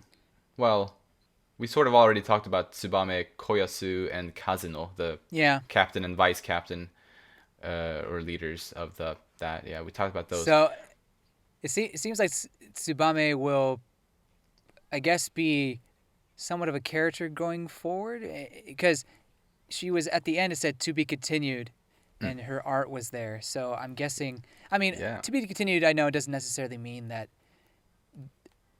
exactly what's shown is what's going to be continued. It could just be, the volume continue or the story continues. But I Right. think the fact that he would put her art there kind of implies that she has more to the story. Yeah. And without saying too much, I will say that I really, really like her character. Awesome. She seems like a really open and kind person. She really is. She's great. And Onodera, the girl who is supposedly in Yu's class and was also in the pep squad. Not much to say about her. She was kind of a Yeah. background character, but she was there. She was the only one Hmm. that that you could see the eyes of at first Yeah. in the pep squad. And I had the idea that's probably because they sort of knew each other before, was my Hmm. thinking. And then I guess if you have anything more to say about Kyoko Otomo or Ko Ogino, the girl and the guy from the backstory. No, I mean, I've already talked about. Well, you never know with, with backstory characters. Maybe he'll come back in some way, but I'd be pretty fine if he never shows up. I never want to see his face, Yeah. personally. Yeah, speaking of never wanting to see his face, I'm actually kind of glad that we never actually got to see his face because he was Yeah, never drawn with eyes. We don't actually know what he looks like exactly. I'm glad. Yeah. He's not worth my mental images or whatever. Right. And, yeah, I touched or I mentioned before that he's one of the three worst characters in the story so far. Uh-huh. Um, like worst as in regards to like not poorly written, but like just awful, Yeah, just terrible bad people. characters. Yeah, Hmm. people. He is one of the three, and the other two, at least in my opinion, are Kaguya's father and Miyuki's mother. Oh yeah, I could see that. I think that trio, at least out of the characters we've seen so far, are the top three. I don't know which order, but those three anyway. Yeah. Definitely after this volume. I mean, I didn't know anything about Miyuki's mother until now, so Right. Mm. I can see that. As for Kyoko, I would have loved for her just to know the truth. I said this earlier. I wanted her to know the truth, but I'm fine with her being blissfully unaware. If she's not going to learn the truth, I don't want her. I don't want her again. I mean, look, if she is eventually going to find out what happened and potentially thank Ishigami, then that would be good. Maybe have some closure between them. But I don't know. I'm not. It doesn't need to happen for Ishigami's arc to be resolved. I think for the most part, it's already resolved. Yeah. In fact, I would say it would be bad for his arc if she did learn it at this point Mm. anyway, because it would have basically made his entire like half year suspension be for nothing. Oh, I think because he was fighting for her to be able to keep her smile and her blissful ignorance. And true, he was successful true. in that. Hmm. And if she had learned, then it would have been as if he had failed at that, I think. Yeah. Because I mean, it's you can argue like whether it's better to keep her blissfully ignorant or if it's better for her to know the truth. Like I think that's arguable. Like which Hmm. is the right option. I don't think there's like one definite correct answer to it. But you wanted her to not know, and I think I want to respect that, and I Sure. think so. Yeah, I think it's good that you didn't learn it for that reason. Agreed. Hmm. I guess I just briefly mentioned the I don't even know what you call him. The guy who plays Pokemon Go, who's like the principal, Oh yeah. He is the headmaster. principal. Yeah, principal or headmaster or head teacher. Like there's several words for it. Yeah, I mean, he played more of a role in this volume than he has before, not just comedically. It seems like he's more down to earth and more willing to help out the students than some of the other teachers, at least in this case. So I guess it was kind of nice to see that side of him, especially after the strange French exchange party thing where he was like testing Miyuki or something like that. Yeah, that was so strange. But yeah, like I think especially in the flashback to where Miko was kind of fighting for like to get you back to school, he was willing to listen to her, and it seems like at the end of that chapter, he looks at Miyuki's apology letter or not Miyuki, Ishigami's apology letter that Miyuki wrote. Yeah. And he's laughing at it, so it seems like he's pretty cool with it. Yeah, exactly. Yeah, I really like that. Totally. Let's move on to comedy. Okay. So tell me, James, would you say that this volume went out with a bang? I think it went out with pop.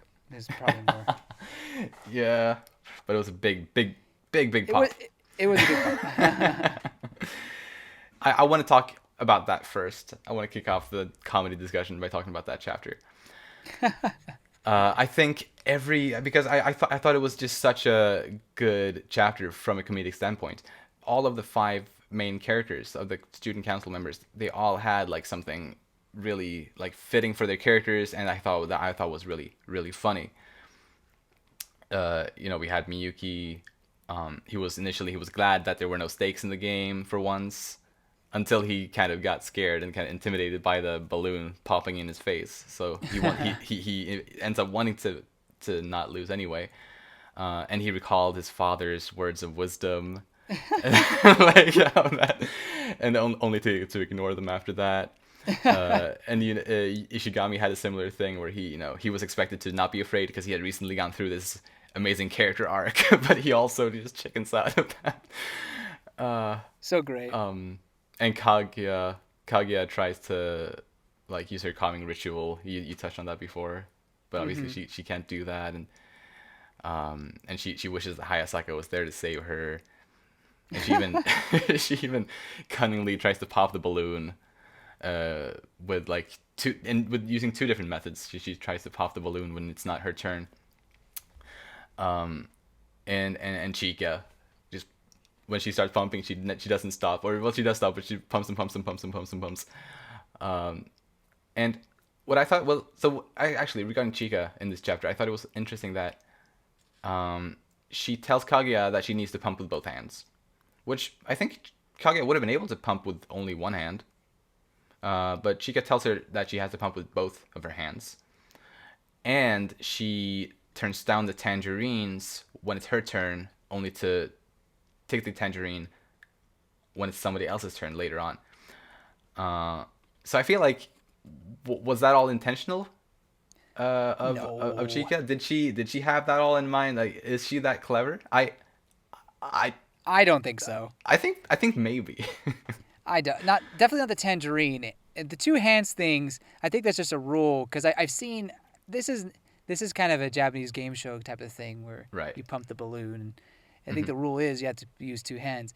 Have you ever played Mario Party before? And one of the Mario Party games is you blow up the balloons, and whoever pops it loses, whatever. Yeah. So I think it's just a the basic rules of the game. Okay. So I don't blame her for that per se, Right. I just thought it was interesting to think about, because you never know with Chika. Like, sometimes she can be incredibly like see things that no one else sees and be very clever about things, while other times obviously she can be very absent-minded and devious. I mean, yeah. And then finally I just wanted to touch on Miko, how she she just pumps until the balloon is like basically ready to pop, just because everyone else is cheering her on because they're all too scared to pump themselves. But I love that chapter from a comedic standpoint, and I love that this volume ends with that chapter, because it was a heavy volume, arguably the heaviest volume so far. Like it's competing with Volume 5, but it was really nice to end with like a lighthearted chapter like this. Yeah. So fun, so nice. Agreed.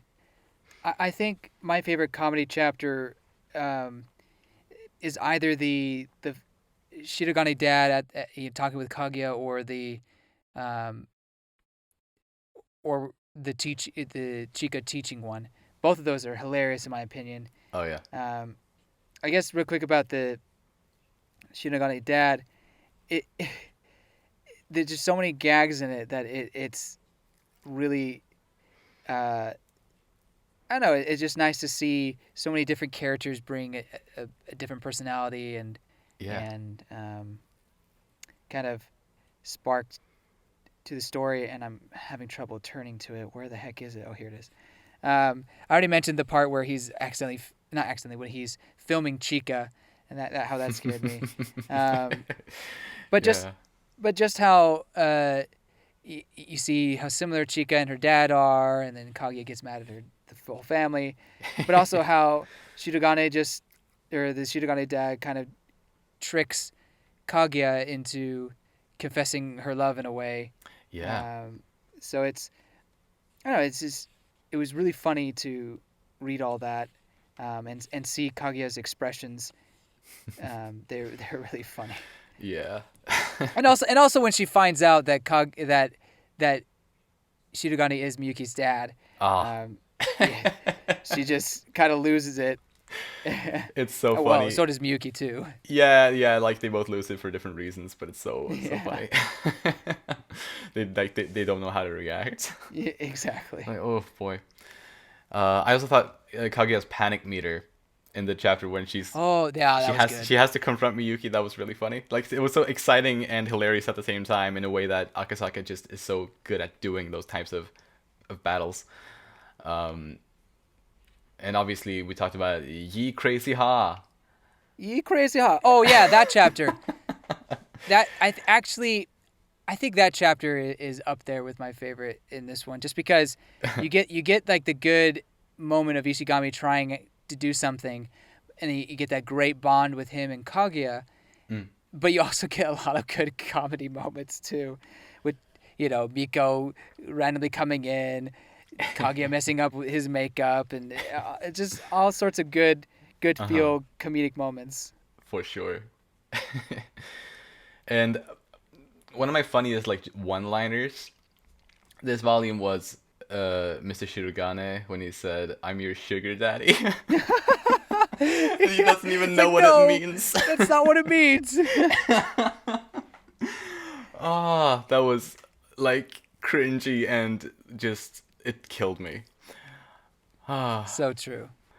I love these volumes where it's like you'll flip through the pages, you'll maybe read through a volume in a sitting or something, maybe not every time, but like I usually do, and you just go through so many emotions as you read through the chapters, and it's like one moment you'll cry with laughter, and the next you'll cry from like how sad or how touching something is. It's like everything in these books, and I love that so much about this series. It's definitely plays with your emotions. Yeah. It's very good.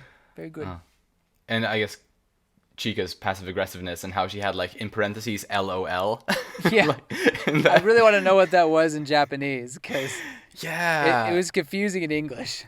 Right. It was really funny though, I thought. It's just like it was hilarious. Sarcastic laughter or kind of sarcastic friendliness kind of. It's really, really funny. Her dead eyes to start the chapter, but also when she sees Kaguya teaching Miyuki. So good. Yeah, it made me laugh. Yeah. And Miko Ino, she took Yu's video game without letting him save first. Bruh. How cruel. You fool. Poor Ishigami. I hope he wasn't at a final boss or anything. Yeah, I really hope so. I hope he saved at least somewhat recently. And I have one last thing on comedy that I wanted to touch on. It's from the chapter that had all of these like one-page skits, kind of, where Miko and Kobachi were tossing balls, and Miko was on Kobachi's shoulders, and like they weren't able to get anything done because I don't know, they were not used to being that tall, and it's just wonky and clunky. But it was really funny. It looked hilarious and also really cute. They tried. Yeah. It was it was just funny to see Miko. I don't know. It's always I always think it's funny to see Miko do things that's like outside of her comfort zone. Mm-hmm. It's always a blast. And even like picking up the balls from the ground, like they couldn't do that because they were too tall. Yeah. I thought it was funny that we found out where the Fujiwara genes come from. Yes. Oh, that's right. Not the mother, but the father. Yeah, they got the bust genes from the father. That was great. Wow, I need to calm myself a little bit. I feel like I've been laughing too much. I think I'm done with comedy stuff. How about you? I'm done as well. All right. And romance stuff didn't have much this volume. Not too much. I mean, the first chapter was really good, I think. I mean, it was funny, but also it was obviously Kaguya trying to overcome her feelings, but it was all very romantic. I mean, she would get flustered when Hayasaka would say "future husband" or something like that. I guess you could say that's comedic, but I also find it romantic, and especially how Miyuki is so forceful of trying to, get her to stay. Tell him why she's avoiding him. So I thought it was kind of romantic in that way. That's true. I had written down basically when Kaguya talks to Miyuki's dad. And how she basically explains how Miyuki opened up her mind to, in the way he did. I think that was really romantic.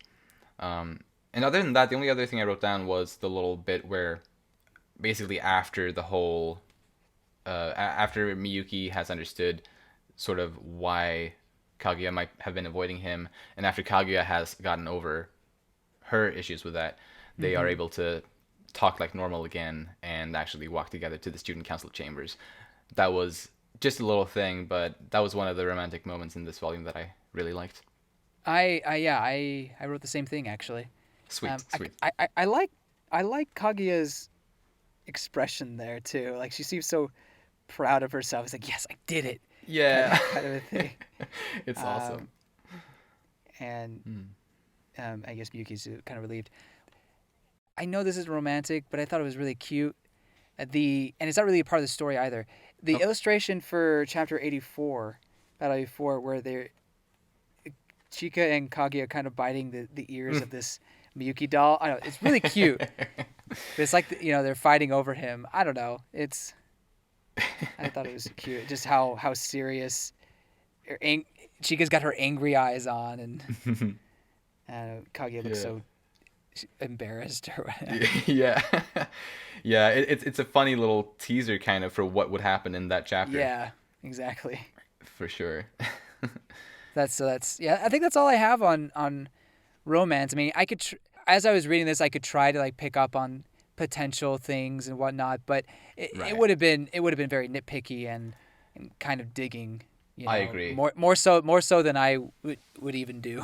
Yeah, I think this volume toned down the romance a bit and upped the drama instead. Kind of let the drama take the center stage more. Well, not center stage because there was definitely a lot of comedy as well. But yeah, more drama there because this is in addition to being a romantic comedy, it is also a drama series.